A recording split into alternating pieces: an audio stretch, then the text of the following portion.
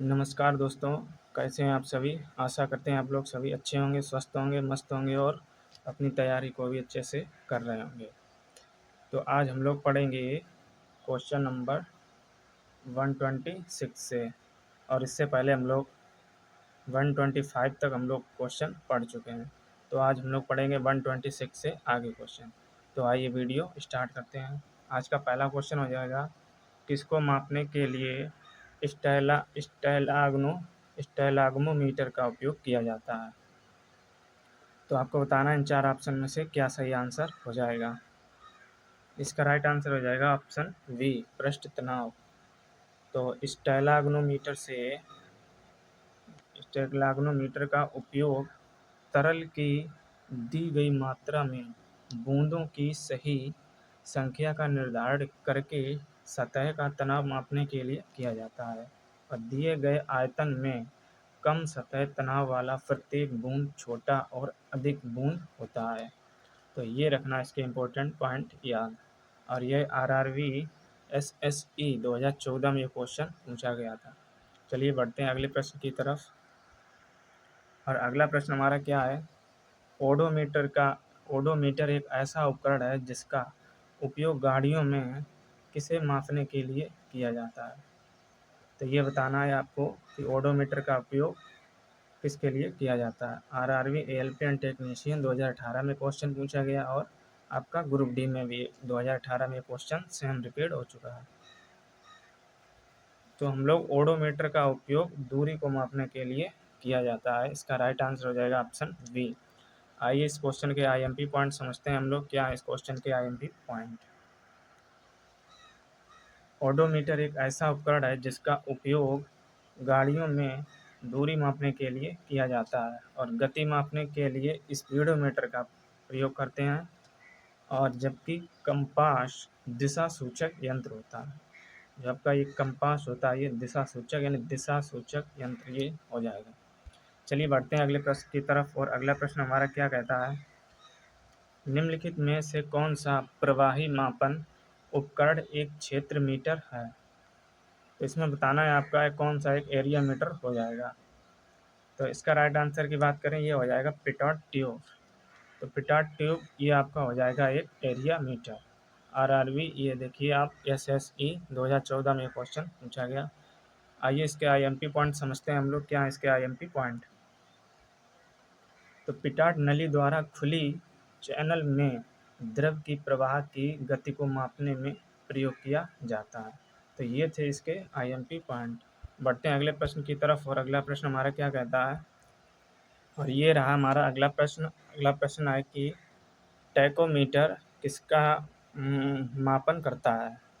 तो आपको बताना है टैकोमीटर का उपयोग किसको मापने के लिए किया जाता है। तो ये गति पालक चक्र की गुणात्मक चाल को मापने के लिए इसका प्रयोग करते हैं। तो इसका राइट आंसर हो जाएगा ऑप्शन डी। तो टैकोमीटर के द्वारा मशीन या मीटर के गति पालक यानी घूमने वाले चक्र की गुणात्मक चाल ज्ञात करते हैं। इस मीटर के प्रयोग से गति पालक चक्र की प्रति मिनट घूमने की गति जो होता है आरपीएम को मापा जाता है। तो इस तरह आपको ये फैक्ट आपको याद रखना है।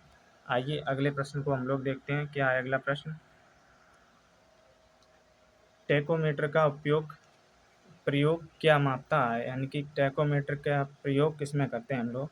अभी हम लोगों ने ये ऊपर पढ़ चुके हैं। इसका राइट आंसर हो जाएगा प्रति चक्कर, चक्कर प्रति मिनट। तो जो आरपीएम होता है इसी को हम लोग टैकोमीटर से मापते हैं। ये हम लोग ऊपर पढ़ चुके हैं अभी। चलिए बढ़ते हैं सीधा अगले प्रश्न की तरफ। और अगला प्रश्न हमारा हो जाएगा मल्टीमीटर में होता है। तो आपको बताना ये जो मल्टीमीटर है इसमें क्या होता है। तो इसमें वोल्ट मीटर, करंट मीटर और ओम मीटर ये तीनों मल्टीमीटर में होते हैं। आप तो ये आपको ध्यान रखना है, ऑप्शन डी ये हो जाएगा। आइए इसके आईएमपी पॉइंट समझते हैं। इस क्वेश्चन क्या है आईएमपी पॉइंट? मल्टीमीटर या बहुमापी एक ऐसा उपकरण है जिसके कई भौतिक राशियों को मापन करता है, जैसे धारा का मापन, वोल्टता का मापन और निरंतरता का मापन और प्रतिरोध का मापन। आजकल डिजिटल मल्टीमीटर का उपयोग हो रहा है। तो आजकल नेचुरली हम लोग देख रहे हैं यहाँ पे मीटर का उपयोग ये डिजिटली रूप से किया जा रहा है। चलिए बढ़ते हैं अगले प्रश्न की तरफ, और अगला प्रश्न हमारा क्या हो जाएगा? अगला प्रश्न हमारा हो जाएगा कि रिएक्टर पैमाने के बारे में निम्नलिखित में से क्या गलत है?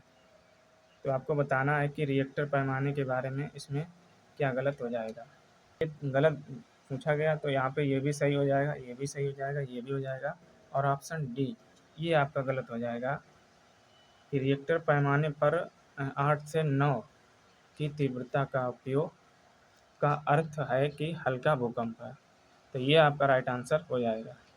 चलिए बढ़ते हैं इसके आईएमपी पॉइंट पर, और इस क्वेश्चन की क्या हो जाएंगे आईएमपी पॉइंट।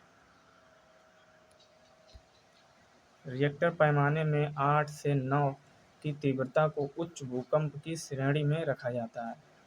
अगर आपका भूकंप तेज़ी से आता है और अगर उसकी स्पीड है 8 या 9 तो उसको हम लोग हाई भूकंप मानते हैं। रिएक्टर पैमाने का विकास 1935 के दशक में चार्ल्स रिएक्टर और गुटेनबर्ग द्वारा किया गया था। 1970 के बाद से भूकंप की तीव्रता मापने के लिए रिएक्टर पैमाने के स्थान पर ये क्या हो जाएगा आघूर्ण परिमाण पैमाना इसका प्रयोग हम लोग करते हैं।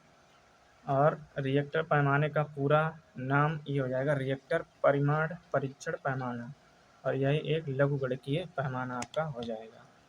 आइए बढ़ते हैं अगले प्रश्न की तरफ, और अगला प्रश्न हमारा क्या हो जाएगा? तरल पदार्थ के घनत्व को मापने के लिए किसका प्रयोग किया जाता है? तो जो तरल पदार्थ होता है इसको मापने के लिए किसका प्रयोग करते हैं? तो ये आरआरबी एनटीपीसी आपका 2016 में क्वेश्चन पूछा जा चुका है। जो तरल पदार्थ होते हैं लिक्विड, उनको मापने के लिए, उनके घनत्व को मापने के लिए इसका प्रयोग करते हैं। इस क्वेश्चन के अगर हम राइट आंसर की बात करें तो इसका क्या राइट आंसर हो जाएगा? तो आपके इस क्वेश्चन का राइट आंसर हो जाएगा ऑप्शन बी हाइड्रोमीटर। तो हाइड्रोमीटर की हेल्प से हम लोग तरल पदार्थ के घनत्व को मापते हैं। आइए इसके आईएमपी पॉइंट समझते हैं हम लोग। क्या इसके आईएमपी पॉइंट?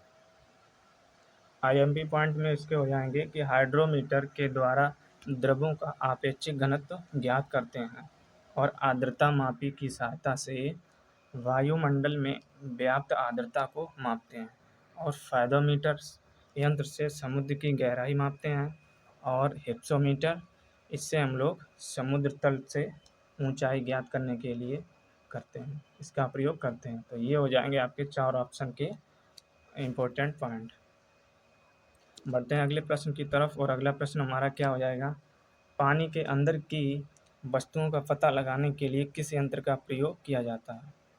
तो आपको बताना है पानी के अंदर वस्तुओं का पता लगाने के लिए किस यंत्र का उपयोग करते हैं। इस क्वेश्चन का राइट आंसर हो जाएगा सोनार, ऑप्शन सी। तो सोनार की हम लोग हेल्प से जो भी हमारे नौसैनिक होते हैं, आपको नौसैनिक जहाज होते हैं, उनमें एक ये लगा होता है आपका एक सोना लगा होता है, जिसके पानी के अंदर की वस्तुओं का या कोई भी जहाज है उसका पता लगाने के लिए हम लोग इसका प्रयोग करते हैं सामने से। चलिए आइए बढ़ते हैं अगले प्रश्न की तरफ, और अगला प्रश्न हमारा क्या हो जाएगा? और अगले प्रश्न से पहले हम लोग इसके आईएमपी पॉइंट समझते हैं। क्या इसके हो जाएंगे IMP point?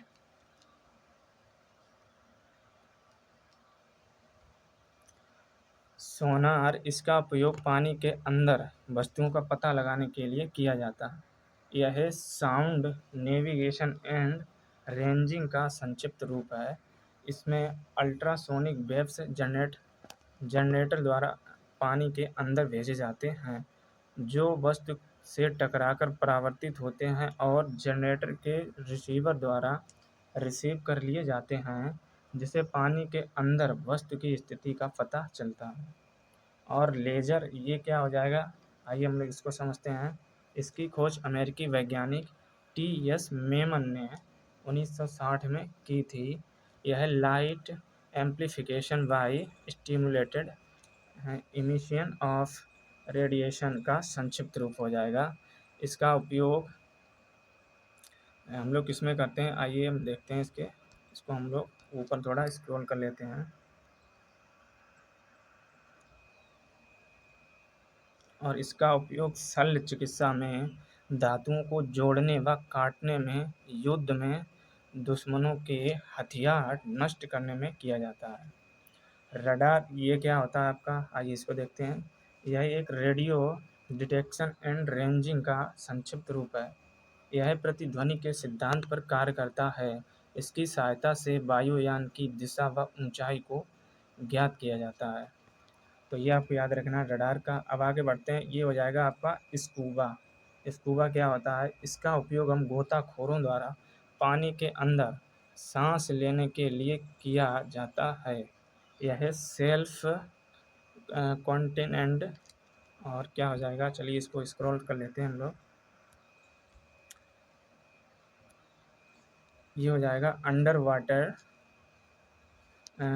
Water breathing apparatus, ये इसका संक्षिप्त रूप हो जाएगा आपका। चलिए बढ़ते हैं अगले प्रश्न की तरफ। और अगला प्रश्न हमारा क्या हो जाएगा,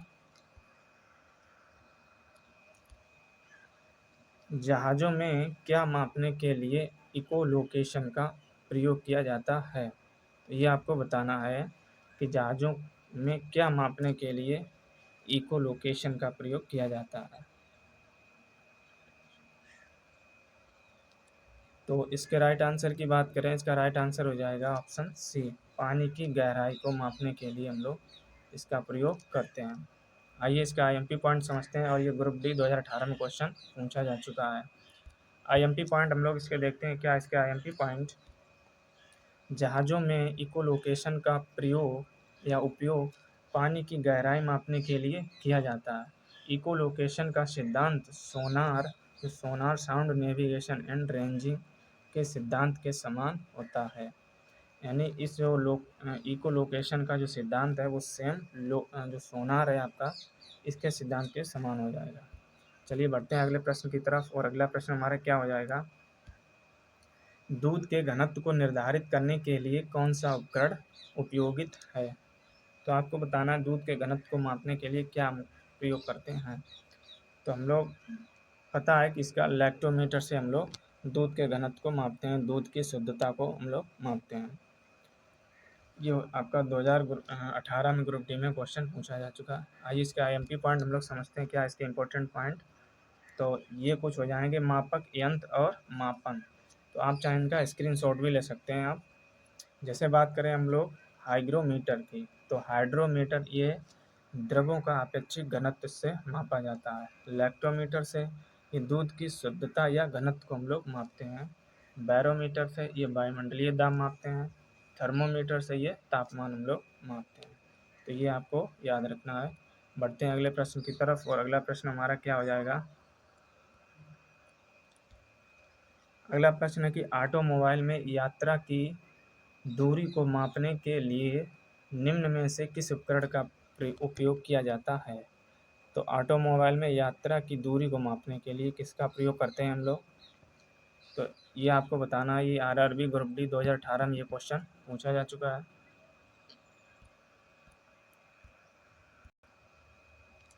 तो इस क्वेश्चन का राइट आंसर बात करें तो ये हो जाएगा ओडोमीटर।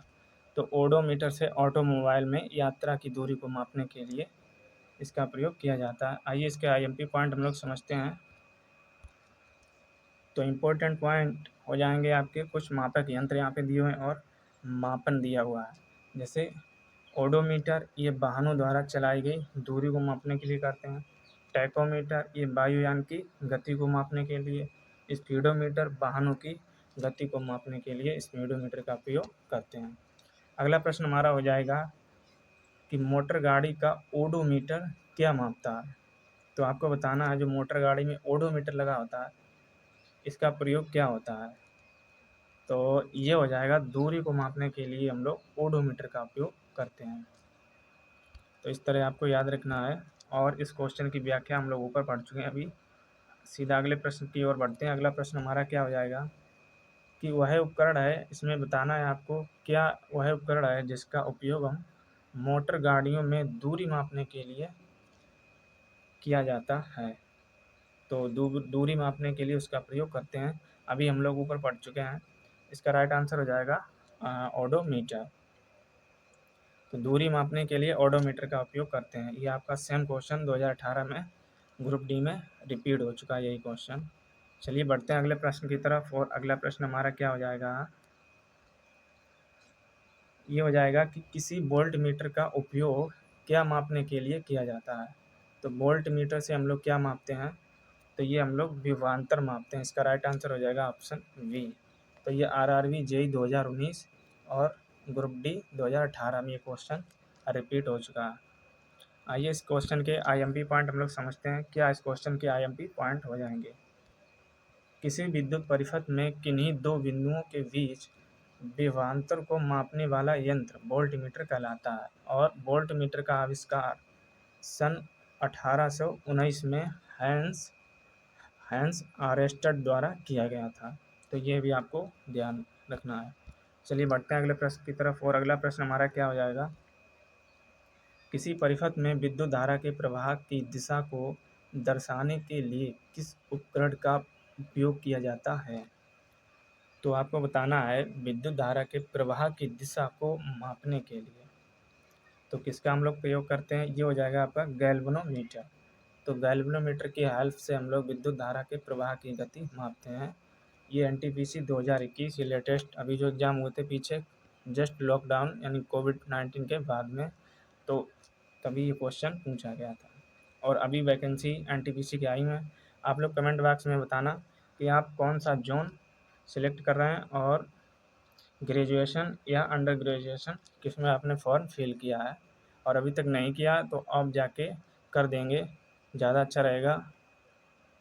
अदरवाइज लास्ट में करेंगे तो आपकी साइट बिजी हो जाती है। चलिए बढ़ते हैं इसके आईएमपी पॉइंट पे, और आईएमपी पॉइंट में क्या हो जाएगा इसके, आइए हम लोग देखते हैं। इसके आईएमपी पॉइंट में कुछ उपकरण दिए हैं और इनका प्रयोग क्या है ये भी हम लोग पढ़ते हैं। अगर गैल्वेनोमीटर इसका क्या काम है, तो परिपथ में विद्युत धारा के प्रवाह की दिशा को दर्शाने के लिए इसका प्रयोग किया जाता है। अमीटर ये किसी भी परिपथ में प्रवाहित धारा का मान ज्ञात करने या मापने में इसका प्रयोग करते हैं। ये हो जाएगा रियोस्टेट, इसका प्रयोग हम प्रतिरोध को कम या बढ़ाने में इसका प्रयोग करते हैं। वोल्टमीटर ये परिपथ में किन्हीं दो बिंदुओं के बीच विभवांतर को मापने के लिए इसका प्रयोग किया जाता है। आप चाहे इनका स्क्रीनशॉट भी ले सकते हैं आप। चलिए बढ़ते हैं सीधा अगले प्रश्न की तरफ, और अगला प्रश्न हमारा क्या हो जाएगा, अगला प्रश्न हमारा है गैल्वेनोमीटर का उपयोग किया जाता है। तो आपको बताना है कि गैल्वेनोमीटर का उपयोग किसमें किया जाता है। तो ये रहे आपके चार ऑप्शन। तो इस पर अगर हम बात करें तो ये धारा की दिशा का पता लगाने के लिए गैल्वेनोमीटर का प्रयोग करते हैं। अभी हम लोग ने ऊपर पढ़ा है। तो ये आरआरबी ग्रुप डी 2018 में ये क्वेश्चन रिपीट हो चुका है। चलिए इसके आईएमपी पॉइंट में हम लोग देखते हैं। तो अभी हम लोगों ने ऊपर इसको डिस्कस किया था इसके आईएमपी पॉइंट में। सीधा अगला प्रश्न की ओर बढ़ते हैं, और अगला प्रश्न हमारा क्या हो जाएगा कि आपको बताना है कि क्या वाहन की गति जानने में मदद करता है। तो किसकी हेल्प से हम लोग वाहन की जो स्पीड होती है उसको मापते हैं। तो ये आपको पता है कि ये स्पीडोमीटर हो जाएगा। स्पीडोमीटर की हेल्प से हम लोग वाहन की गति मापते हैं। अभी हम लोग ऊपर पढ़ चुके हैं। चलिए इसके आईएमपी पॉइंट देखते हैं। क्या इसके आईएमपी पॉइंट, तो इसके आईएमपी पॉइंट अगर देखें तो वाहन की गति जानने के लिए स्पीडोमीटर का उपयोग किया जाता है, और इसी प्रकार वोल्टमीटर यंत्र परिपथ में दो बिंदुओं के बीच विभवांतर मापता है। और वहीं लैक्टोमीटर ये दूध का अपेक्षित घनत्व या गाढ़ापन या शुद्धता को ये मापा जाता है इसकी हेल्प से। तो ये आपके रहे इंपॉर्टेंट पॉइंट, इनको आपको याद रखना है। बढ़ते हैं अगले प्रश्न की तरफ, और अगला प्रश्न हमारा क्या हो जाएगा कि किसको या क्या इको लोकेशन एक प्रकार है। तो ये चार ऑप्शन में बताना है आपको। इसमें इको लोकेशन का एक ये प्रकार हो जाएगा, तो इसमें आपको बताना है। तो इसमें अगर हम बात करें सोनार की, तो ये आपका हो जाएगा इको लोकेशन। ये लोकेशन ट्रैक करने के लिए इसका प्रयोग करते हैं। अभी हम लोग ऊपर पढ़ चुके हैं। आइए इसके आईएमपी पॉइंट देखते हैं। क्या इसके आईएमपी पॉइंट, सोनार इकोलोकेशन का एक प्रकार है। सोनार का प्रयोग सोनार का उपयोग पानी में डूबी हुई वस्तुओं का पता लगाने के लिए किया जाता है और सोनार में पराश्रव्य तरंगें प्रयोग की जाती हैं और सोनार का विस्तृत रूप हो जाएगा साउंड नेविगेशन एंड रेंजिंग है। तो ये आपको फैक्ट याद रखना है। चलिए बढ़ते हैं अगले प्रश्न की तरफ। और अगला प्रश्न हमारा क्या हो जाएगा, उस शब्द का चयन कीजिए जो तीसरे शब्द से उसी तरह संबंधित है जिस प्रकार दूसरा शब्द पहले शब्द से संबंधित है। तो ये आपको बताना है। तो अगर हम बात करें विद्युत धारा, ये मापते हैं हम अमीटर में, और ओम मीटर ये मापते हैं हम लोग प्रतिरोध। तो इस तरह आपको याद रखना है कि प्रतिरोध जो हम लोग किसमें मापते हैं, ओम मीटर में मापते हैं। तो ये आपको याद रखना है। आइए इसके आईएमपी पॉइंट हम लोग देखते हैं क्या इस क्वेश्चन के हो जाएंगे आईएमपी पॉइंट।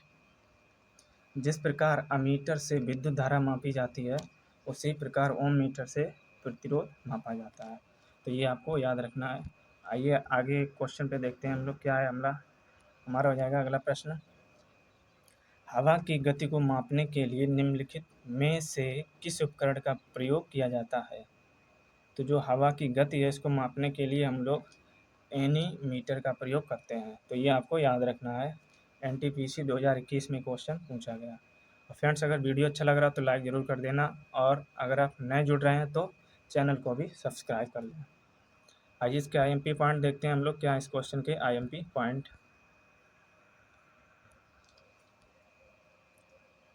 एनीमीटर एक डिवाइस है जिसका प्रयोग वायु की गति एवं शक्ति मापने के लिए किया जाता है। इसे पवन वेग मापी भी कहते हैं। एनीमोमीटर शब्द की व्युत्पत्ति ग्रीक भाषा के एनीमोज यानी वायु से हुई है। तो इस तरह आपको याद रखना है। बढ़ते हैं अगले प्रश्न की तरफ और अगला हो जाएगा 147। तो किसका प्रयोग हवा की शक्ति और गति यानी वेग को मापने के लिए किया जाता है। तो आपको बताना है इन चार ऑप्शन में क्या राइट आंसर हो जाएगा। तो अभी हम लोग ऊपर पढ़ चुके हैं हवा की गति को एनीमोमीटर से मापते हैं। चलिए सीधा अगला प्रश्न हम बढ़ते हैं अगले प्रश्न की तरफ। और अगला प्रश्न हमारा क्या हो जाएगा, एनीमोमीटर उपकरण का प्रयोग किसको मापने के लिए किया जाता है। तो अभी हम लोगों ने पढ़ा वायु की गति को मापने के लिए इसका प्रयोग करते हैं। और ये देखिए कहीं ग्रुप डी में ये क्वेश्चन पूछा गया तो वहीं पे आगे 2021 में ये सेम क्वेश्चन रिपीट हुआ है आपके एनटीपीसी में। और इसके भविष्य में जो भी एग्ज़ाम होने वाले हैं रेलवे के, उनमें भी सेम डिक्टो यही क्वेश्चन आपको देखने को मिलेंगे। कोई अलग से डाटा आपको नहीं देखने को मिलेगा, क्योंकि रेलवे के क्वेश्चन ज़्यादातर रिपीट करती है और जो पिछला उसका डाटा होता है उसी में क्वेश्चन घुमा फिरा के पूछते रहता है। तो आपको ये नहीं याद रखना है कि ये ग्रुप डी में आया हुआ है, ये एनटीपीसी में आया हुआ है, या एलपी में आया हुआ है, टेक्नीशियन में आया हुआ है। ये आपको भ्रम बिल्कुल नहीं रखना है। क्वेश्चन कोई भी हो, अगर रेलवे में कोई एग्ज़ाम में पूछा गया तो वो आप आईएमपी क्वेश्चन मान के ही चलिए, इंपॉर्टेंट क्वेश्चन मान के ही चलते हैं। चलिए आगे बढ़ते हैं अगले प्रश्न की तरफ। और अगला प्रश्न हमारा क्या हो जाएगा, निम्नलिखित में से कौन सी झूठ का पता लगाने वाली मशीन है। तो ये आपको बताना है कि जो व्यक्ति झूठ बोलता है उसका पता लगाने के लिए क्या प्रयोग करते हैं। तो इस क्वेश्चन के राइट आंसर की बात करें, ये हो जाएगा पॉलीग्राफ का। तो ये आपका एनटीपीसी 2021 में क्वेश्चन पूछा गया। तो पॉलीग्राफ का प्रयोग हम लोग झूठ का पता लगाने के लिए करते हैं। आइए इसके आईएमपी पॉइंट देखते हैं क्या हो जाएंगे इसके आईएमपी पॉइंट। पॉलीग्राफ मशीन का उपयोग झूठ पकड़ने के लिए किया जाता है। इसे लाई डिटेक्टर के नाम से भी जानते हैं। अर्थात लाई डिटेक्टर उपकरण को पॉलीग्राफ के रूप में भी जाना जाता है। इसकी खोज जॉन ऑगस्टस लार्सन ने 1921 के आसपास की थी और अपराध की जांच करने को नार्को टेस्ट के नाम से भी जाना जाता है। आइए अगले प्रश्न की ओर बढ़ते हैं। और अगला प्रश्न हमारा हो जाएगा आज का 150। तो ये हो जाएगा आज का हमारा क्वेश्चन लास्ट, जो कि हम लोग 25 क्वेश्चन डेली साइंस के हम लोग डिस्कस करते हैं, जो रेलवे एग्जाम में 25 स्पेशल साइंस के क्वेश्चन आते हैं। तो आपको बताना है, आपका लास्ट क्वेश्चन हो जाएगा कि लाई डिटेक्टर उपकरण को किसके रूप में भी जाना जाता है। तो अभी हम लोगों ने पढ़ा, ये हो जाएगा पॉलीग्राफ। तो पॉलीग्राफ ये हम लोग लाई डिटेक्टर उपकरण के भी नाम से इसको जानते हैं। तो ये हो जाएगा आपके 150 क्वेश्चन। तो ये हम लोग पढ़ चुके हैं अभी तक। और अगर आपने इससे पहले अगर क्वेश्चन कंप्लीट नहीं किए हैं तो आप मेरे चैनल पे जाके आप वो वीडियो देख सकते हैं। और हम लोग एक एक क्वेश्चन 1 मिनट रेशियो के अनुपात में हम लोग लेके चल रहे हैं, यानी एक क्वेश्चन मैक्सिमम 1 मिनट दें, जिसमें उसका क्वेश्चन और आंसर और उसके जो फैक्ट हैं वो भी हम लोग डिस्कस कर सकें। तो कम समय में हम लोग ज़्यादा कंटेंट को तैयार कर रहे हैं, ये आपको याद रखना है। तो इसलिए अगर अब मेरी मेहनत और कंटेंट अच्छा लग रहा हो तो वीडियो को भी लाइक कर देना, और नए अगर आए हों तो चैनल को भी सब्सक्राइब कर देना। बहुत हमारे फ्रेंड्स हैं जो वीडियो तो देख लेते हैं, ना तो लाइक करते हैं और ना ही सब्सक्राइब करते हैं। इससे मुझे थोड़ा डिमोटिवेट होता है। अगर आप लोग लाइक करेंगे और चैनल को भी सब्सक्राइब करेंगे तो थोड़ा हमें भी अच्छा लगेगा कि हाँ, मेरी मेहनत आप लोगों को अच्छी लग रही है। तो चलिए फिर मिलते हैं अगले वीडियो में, तब तक के लिए जय हिंद।